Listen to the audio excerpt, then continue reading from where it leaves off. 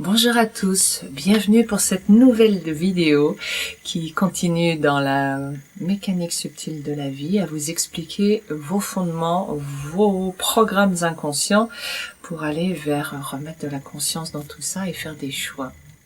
Changer votre programmation inconsciente, c'est ça l'idée.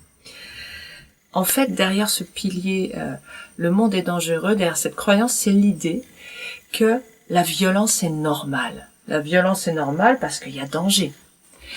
Donc, cette violence, on a facilement tendance à la retourner vers les autres, mais on va voir aujourd'hui avec cette croyance qui appartient au 4e pilier, à quel point on peut la retourner contre soi.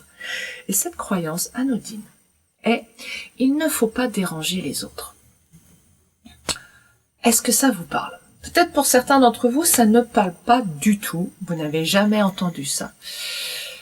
Pour les gens, pour d'autres personnes, c'est une des bases de leur éducation. Ah, quand on est bien enlevé, on se tient bien, on se fait pas remarquer, on ne dérange pas les autres, etc.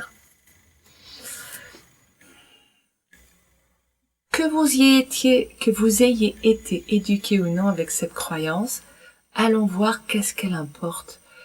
Quelles sont ses conséquences? Il ne faut pas déranger les autres. Déjà, on a une injonction, c'est un ordre absolu. Il n'y a aucune limite. Vous remarquez qu'il ne faut pas déranger les autres ou il faut bien se tenir. Il n'y a pas de notion de temps. Dans toute croyance, toutes les croyances sont sans limite. Donc, il ne faut jamais déranger les autres. Jamais. Vous imaginez déjà ce jamais, la pression qu'il met sur l'être.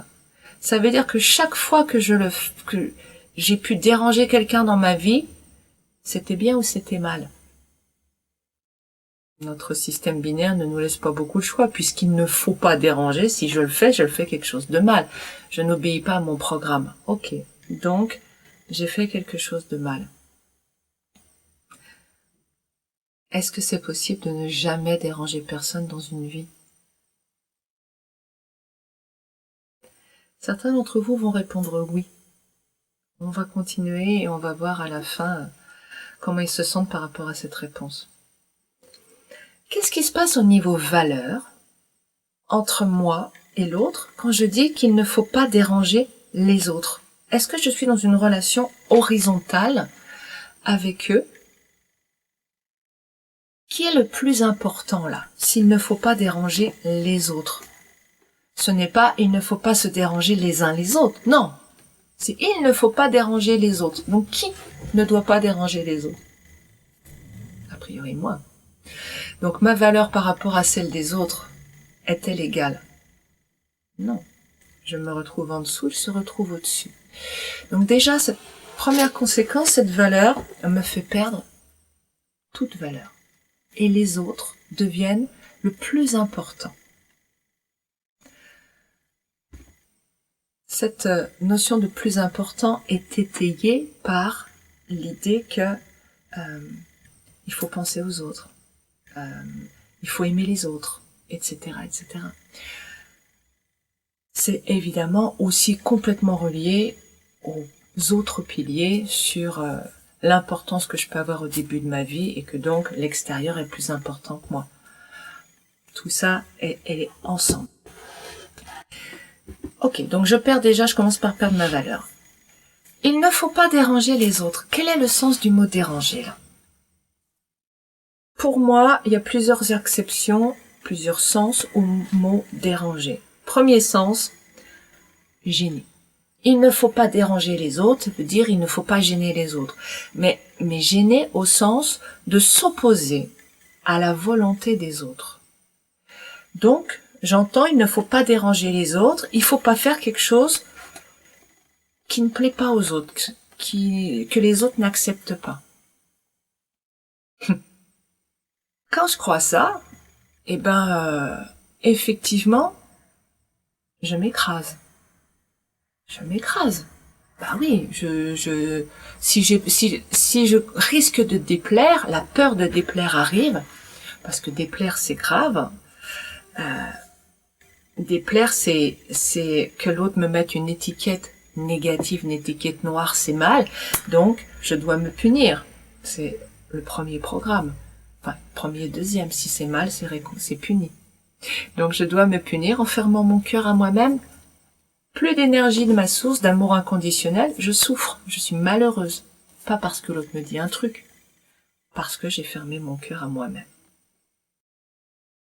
Je suis en train de marcher dans la rue, quelqu'un se met devant moi, me dit dégage. Si je crois qu'il ne faut pas déranger les autres, c'est-à-dire ne pas se poser à leur volonté, je vais me sentir mal, coupable,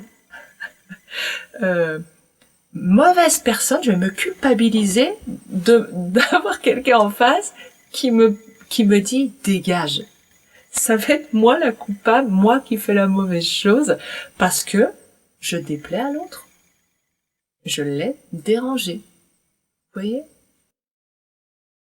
Deuxième sens du mot déranger, déranger, ça veut dire empêcher que ce soit rangé. Je mets du désordre dans la vie de l'autre, qui voudrait que ce soit comme ça, et moi, je lui montre autre chose. C'est-à-dire que, en clair, l'individu qui, par sa volonté, veut que ce soit comme ça, il veut que son chemin il soit libre, il veut qu'il n'y ait personne sur son chemin, et bien aujourd'hui, je lui apporte autre chose. Je change son monde, sa façon de fonctionner, je lui propose de s'adapter. Soit en parlant avec moi, soit en me contournant, soit en... Bref, d'avoir une relation. Est-ce que c'est mal? Il ne faut pas déranger les autres, c'est bien entendu, sous-entendu que si on dérange les autres, c'est mal. Si on ne les dérange pas, c'est bien. Binaire, hein, totally binaire. Donc, ok, quand je propose à l'autre de ne plus être dans le contrôle, de ne plus être là, je veux que ce soit comme ça, est-ce que c'est mal dans le fond de votre cœur? Est-ce que cette personne, en fait, ça va pas l'aider à essayer de s'adapter, à retrouver de la souplesse? Faut-il laisser un monde toujours identique, sans aucune variation?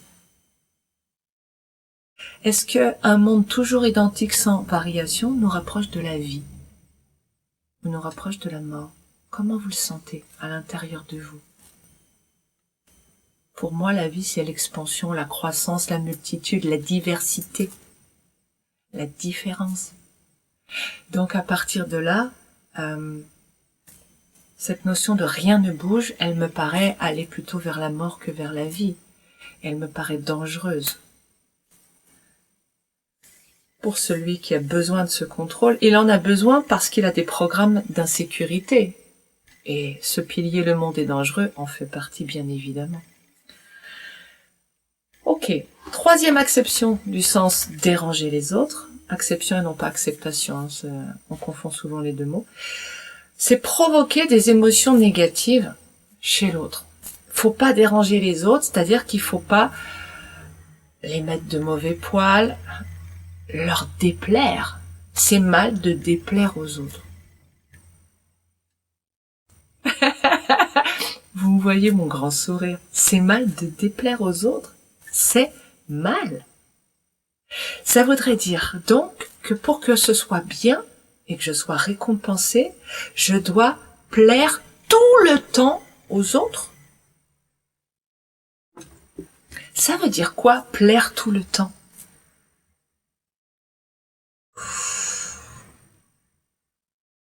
Est-ce que si je désobéis à une demande, est-ce que si je fais autre chose, je vais plaire? Pas sûr. Pas sûr du tout. Pour plaire, je vais aller dans le sens de l'autre. Si je fais tout ce que l'autre me demande en étant comme il veut que je sois, ça s'appelle comment ça? Ça s'appelle soit clonage, je deviens un clone de l'autre personne, soit je deviens son esclave. Mais moi là-dedans, je suis où? qu'est-ce que je suis, qui je deviens quand je ne suis pas moi. Et pourquoi je fais ça? Pourquoi je plais aux autres? Pourquoi je cesse d'être moi? Je perds tout le bénéfice de mon incarnation, c'est pour pouvoir m'aimer.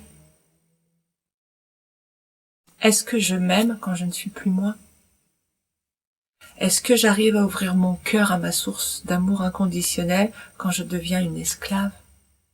Est-ce que je suis en harmonie? L'harmonie est nécessaire pour pouvoir ouvrir son cœur. Quatrième point. Quatrième acception du mot déranger. Et surtout, si vous avez d'autres définitions, si vous voyez d'autres choses, partagez-le. Je pourrais en reparler et essayer d'aller encore plus loin. Le quatrième sens, c'est il ne faut pas déranger l'autre, et c'est très très présent dans notre culture, c'est il ne faut pas faire souffrir l'autre.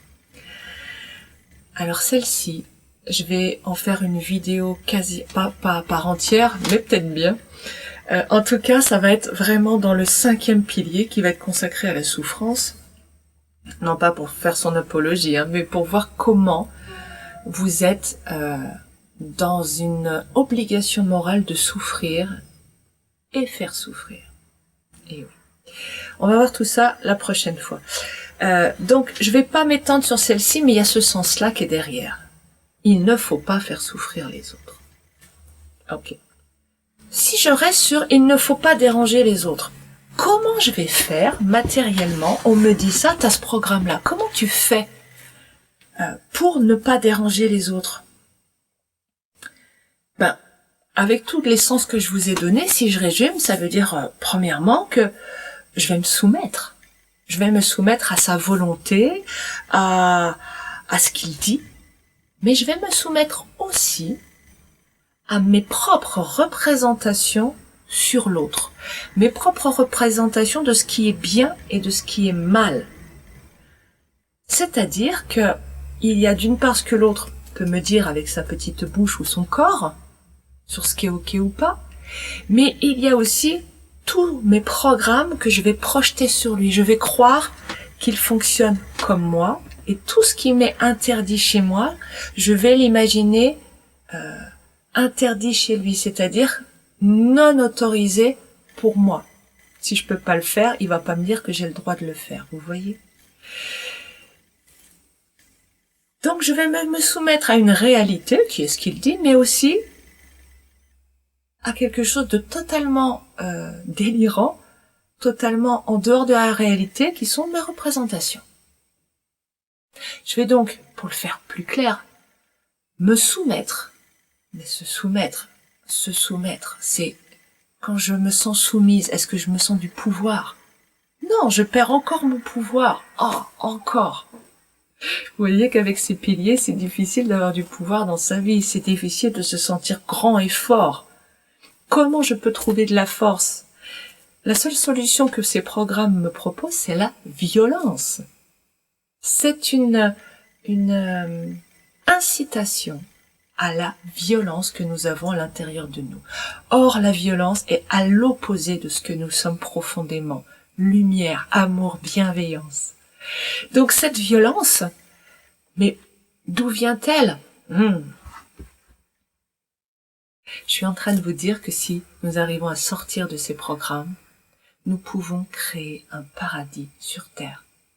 Le nôtre, par la loi de l'attraction, mais aussi plus nous serons, plus si je mets de la lumière ici, tu mets de la lumière là, et toi de la lumière là, vous imaginez, nous allons illuminer l'espace entre nous. Un espace de lumière, créer une terre de lumière.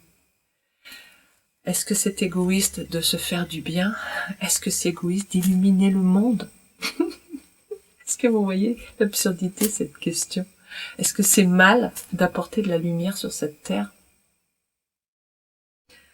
Je reviens à la croyance, mais je vous laisse y répondre à cette dernière question. Comment je fais pour ne pas déranger les autres? Je me soumets, avec toutes les conséquences que ça a. Je me range, je ne veux pas déranger les autres, alors il faut que je me range. Je me range, ça veut dire quoi? Ça veut dire que je vais rentrer dans le système de l'autre. Mais l'autre, c'est quoi son système?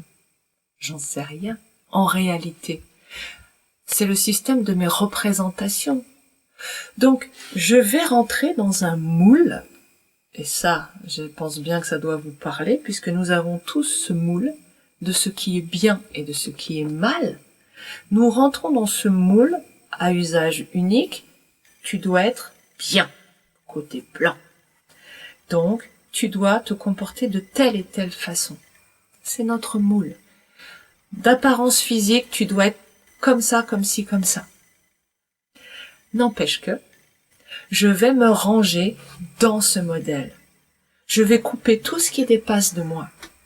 Tout ce qui fait mon unicité. Tout ce qui fait que je suis là sur Terre parce que je suis moi. Parce que je dois amener ce qu'il y a en moi sur cette Terre. La Terre, l'humanité a besoin de ma couleur. Mais notre système binaire nous apprend qu'il y a nous et il y a les autres. Il n'y a pas de connexion. Ce qui est une absurdité totale. Allez, j'en reviens à être rangé. Donc, je suis dans un moule. Je ne peux donc pas être moi. Je ne peux pas être toute la beauté de ce que je suis. On doit tous être pareils. Mais si on est tous pareils, que je peux pas être moi, est-ce que j'ai le droit de m'écouter? Mais non. Faut que je sois dans le système. Il y a pas d'écoute là. C'est là la direction à prendre. Donc, ça renforce l'idée que je ne peux pas m'écouter, que je n'ai plus accès à ma guidance intérieure. Alors là, c'est plus un chapeau, c'est une armure que j'ai au-dessus du chakra coronal. Je ne veux plus recevoir d'informations. Je me ferme à tout ce qui n'est pas l'objectif. L'objectif qui, je crois, m'apporterait d'avoir un cœur ouvert, plein d'amour. Mais l'objectif, ce qui me remplit, c'est l'amour de ma source. Donc, quand j'atteins l'objectif, j'ouvre mon cœur. Ok, et je me sens mieux. Mais en même temps, tout le temps du parcours pour atteindre cet objectif, j'ai fermé mon cœur. Alors là, je vais vous la refaire au ralenti. Parce que voyez comme votre vie, j'anticipe sur la semaine prochaine, mais voyez comme votre vie est un chemin pavé de souffrance. Vous avez un cœur fermé au présent. Parce que vous croyez qu'en atteignant un objectif plus tard, dans l'espace, dans le temps, un jour, dans 300 kilomètres, je pourrais ouvrir mon cœur. Et à chaque seconde, vous avez un cœur fermé. Est-ce que vous voulez continuer à vivre dans la souffrance? Parce que dès que votre cœur est fermé, vous souffrez. Vous n'êtes pas bien. Vous n'êtes pas nourri. Vous n'êtes pas resplendissant. La dernière conséquence que ça a, le fait d'être rangé, c'est le fait que je ne peux plus gêner l'autre par mes manifestations. Comment je peux gêner l'autre? Parce que je fais du bruit, par exemple. Parce que je suis habillée d'une façon qu'il gêne. Parce que donc ce qu'il voit ne lui plaît pas. Ce qu'il entend ne lui plaît pas. Ce qu'il sent de moi ne lui plaît pas. Si je dois pas faire de bruit, si je dois pas trop me montrer, si je dois pas trop bouger, autrement dit, est-ce que je vais dans le sens de la vie? J'en ai parlé en parlant dans cette vidéo sur les enfants sages, sur être sage, sur le syndrome du prof. Quand je suis sage, en fait, qu'est-ce que j'essaye de faire? D'être une statue, de ne plus bouger. Ça s'appelle mourir. Donc, il ne faut pas déranger les autres, c'est frôler la mort pour le contentement de l'autre. Il n'y a aucune égalité là-dedans. Il n'y a aucune égalité et on est encore dans cette notion absolument délirante que l'index a plus de valeur que l'auriculaire. Que le pouce rempli d'eau a plus de valeur que le majeur. Vous vous rendez bien compte déjà pour l'instant que si vous voulez ne pas déranger les autres, en gros, vous allez vous étouffer, vous tuer vous-même. Et donc, est-ce que vous voyez la violence qu'il y a envers vous? Vous ne pouvez pas être vous, vous ne pouvez pas vivre, bref, qu'est-ce qu'il y a de plus violent que de se tuer, que de s'étouffer? Cette violence est dirigée contre vous, là, par cette croyance. Le monde est dangereux, la violence, elle est dirigée à l'extérieur. On va lutter contre les dangers du monde. Il ne faut pas déranger les autres c'est tout ce qui est étranger à moi. Donc, tout ce qui est autour de moi, tout ce qui est mon environnement. Si au niveau de la valeur, mon environnement, tout ce qui existe dans le monde est plus important que moi, dans ce cas-là, est-ce que j'ai un sentiment de dignité? Ben non, je me sens indigne de vivre, indigne de recevoir. Oh, tiens donc, peut-être que ça vous parle. Vous ne recevez pas, peut-être que fondamentalement, vous vous sentez indigne. Si on regarde le pilier 1 et ce pilier-là, ben on se dit que peut-être, oui, ça a un sens. Je suis indigne d'être aimé aussi. Ben, j'ai aucune valeur. Comment je peux recevoir l'amour qui est de l'énergie?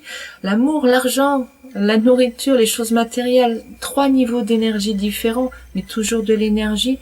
Comment je peux recevoir? Je suis indigne. Je suis indigne alors que je devrais avoir de la valeur. Pourquoi je dis ça? Parce que dans le bien, définition bien-mal, le bien, quelqu'un de bien, il a de la valeur. Ok. Donc si j'ai pas de valeur, est-ce que je peux être dans cette case? Ben non. Si j'ai pas de valeur, il me reste que la case mauvais. Est-ce que je suis fière de moi quand je suis quelqu'un de mauvais? Et on l'apprend très vite aux enfants. Tu devrais avoir honte de toi. T'as vu ce que t'as fait? Et si vous l'avez fait en tant que parent, et je pense à quelqu'un particulier que j'embrasse, c'est pas grave, c'est pas la peine de flageller. Ça a été fait parce que c'était vos programmes inconscients. On a donc les conséquences de cette croyance, il ne faut pas déranger les autres, de la honte envers nous-mêmes,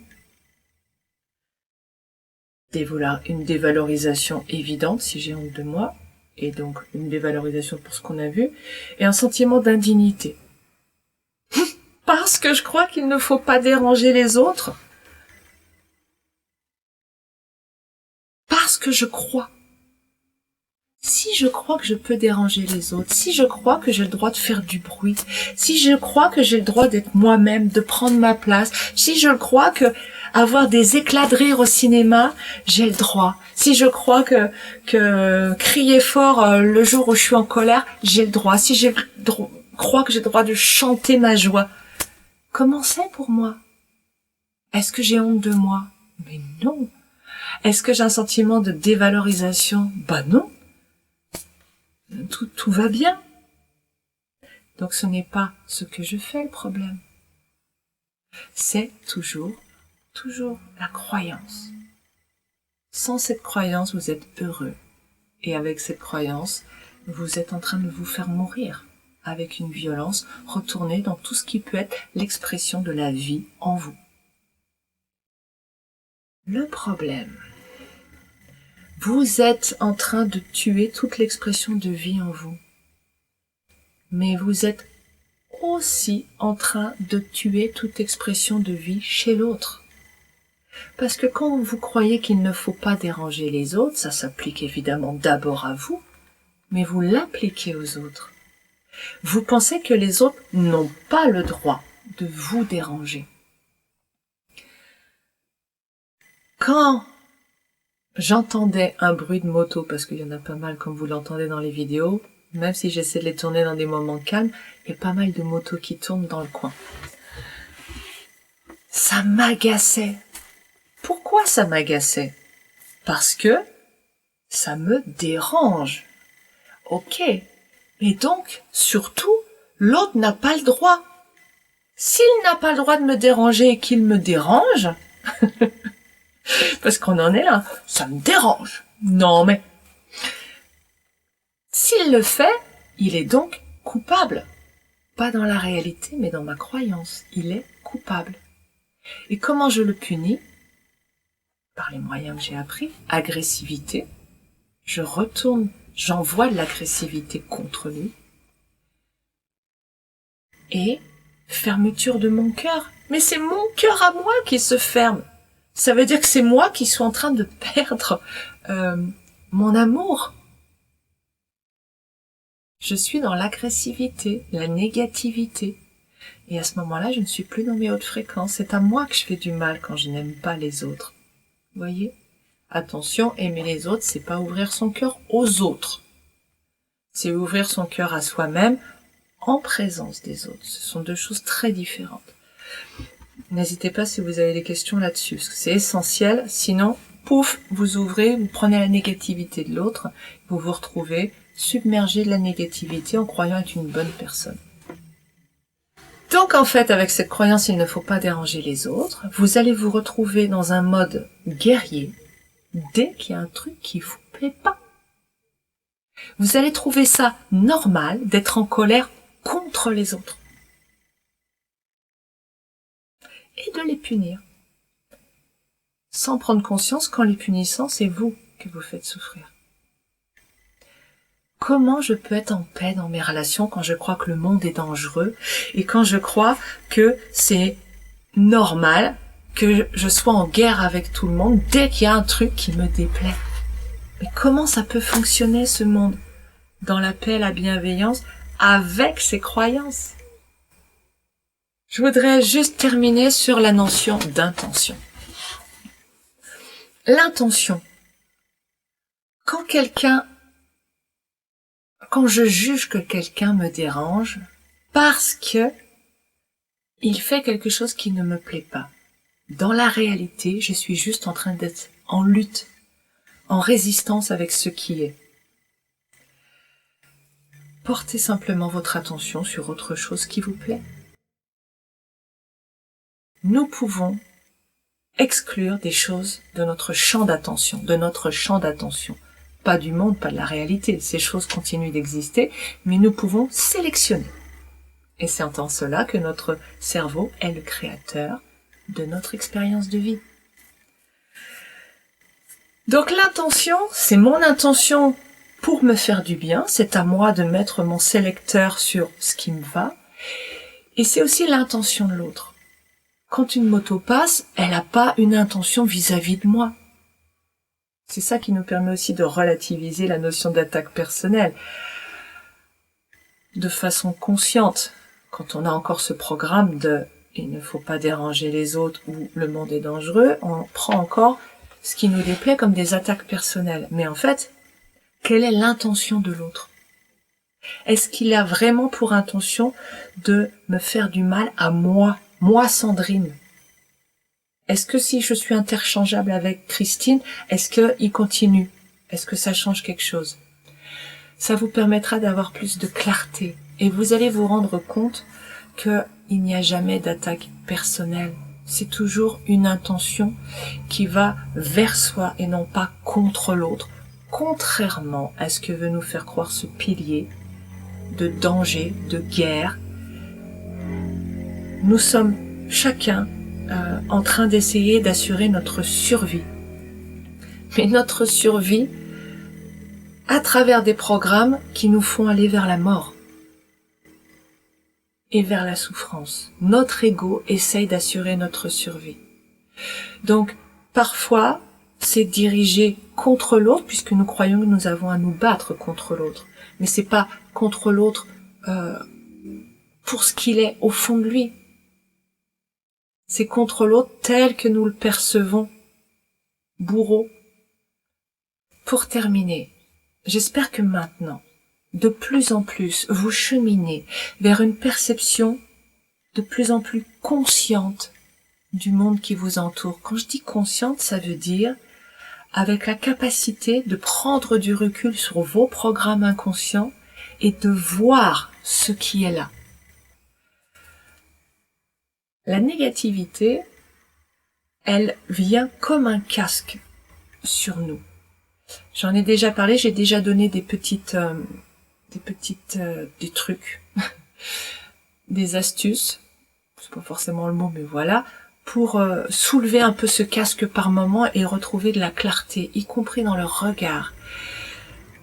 Donc l'idée, c'est vraiment que si je retire de la négativité en moi et je la retire en prenant conscience et en choisissant des comportements plutôt que d'autres, je vais nourrir cette clarté qui va me permettre de voir davantage et de voir des choix plus conscients. Et c'est un cercle vertueux qui se met en place. Tout ce cheminement est nécessaire, je le répète. Gardez le chemin jusqu'au bout pour aller vers la déprogrammation de vos programmes inconscients.